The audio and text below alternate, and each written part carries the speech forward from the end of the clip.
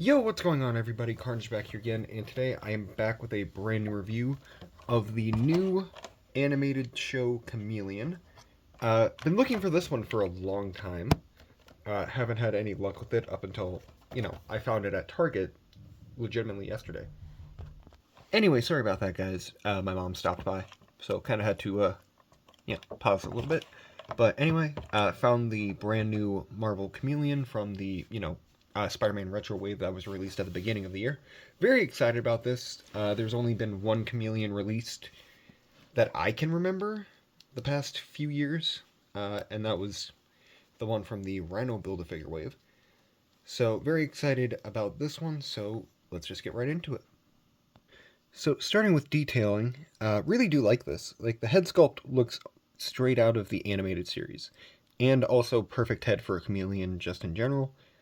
Other than that, pretty basic details. I do like the fact that the cloth on the costume is actually wrinkled and stuff. It's a weird little paint thing like right there. Don't know if you guys can see that, but it's kind of like a weird off shaded color like from here down on both sides of the legs. Other than that, like I mean, pretty good, pretty basic color scheme. Really cool neck piece right there for his turtleneck. And I do like the detailing on the belt. Like the belt is definitely the most detailed part about this. And the arms are pretty decent. I really do like the arms too. Yeah, but that's kind of everything for the detailing. I can tell they reused like at least a couple different parts from things. I think this upper part of the shoe or shoe boot is new, but I want to say the legs are used from, like, going to be showing a little bit of a custom right here, but I mean, these definitely look like the exact same legs from the Vulcan figure. But very cool. Really do like this quite a bit. Going into articulation, he kicks out decently far, I'd say. And he can kick back an okay amount. He does have a whisk swivel, ab crunch, as most figures do have. Full 360 rotation. Arms go about 90 degrees. Definitely not inhibited. Said that wrong. Not inhibited by the shoulder piece. That's pretty good. Upper arm movement, double jointed elbows, which that's the first time I've done this, and that was like smooth. So this figure definitely already pretty good. And he does have wrist swivel that goes back and forth. And on his other hands, they go the opposite way, where they go like this. And yeah, he can look up pretty dang far. And he looks down pretty far as well. And the more I look at this, the more I think this would be a phenomenal looking, like, if you sculpt it a little bit, like this would work for a Titan custom. So I may try to find another one of those heads on eBay. But yeah, pretty happy with this. Pretty cool. Yeah. And then this is really cool. Like, I really do like these armbands as well. Yeah. A lot of reuse in this, but the upper half of the body slash, crotch piece definitely new. I can tell that just from that. Now going on to the accessories that he came with. Now, he didn't come with a ton of accessories, but he did come with 2 fisted hands, which, pretty standard for Marvel figures. He did come with 2 guns as well, one of them being kind of a reuse. This is the gun that he came with, which a little more detailed than this one, which came with the Agent Venom. And he also did come with this pistol as well, which Venom also came with. But the cool accessory that he just came with is this J. Jonah Jameson mask, which I hate how good that looks. Like, it's so nasty looking, but I like it. Get me pictures of Spider-Man! And I know I'm kind of going through this review a little quickly, but I mean, he's a pretty basic figure. Like, nothing super duper amazing about him. I did forget to mention double jointed knees, upper thigh movement, and lower calf movement. And he also does have ankle pivot, which is pretty, standard for every single Marvel Legend as of, the past 10 years, I want to say. Now, going into some of the comparisons, I don't remember where my original Chameleon is, so I won't be doing that one. But, I mean, it's a pretty basic Chameleon. It's just a suited body with a head that looks similar to this one.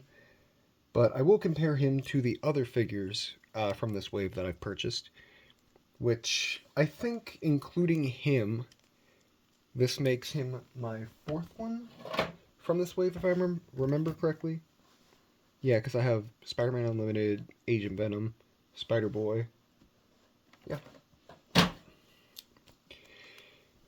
And here he is next to Spider-Man Unlimited, another cartoon I grew up with, because I grew up with this version of the Chameleon, which I'm very happy that we finally got, a cool 90s looking Chameleon / an updated Chameleon, just because we've been desperately needing one for the past, I don't even know how long, like, truthfully, since the first one came out, in my personal opinion, just because first one wasn't really phenomenal, like, articulation-wise. This one definitely is going to be superior articulation-wise.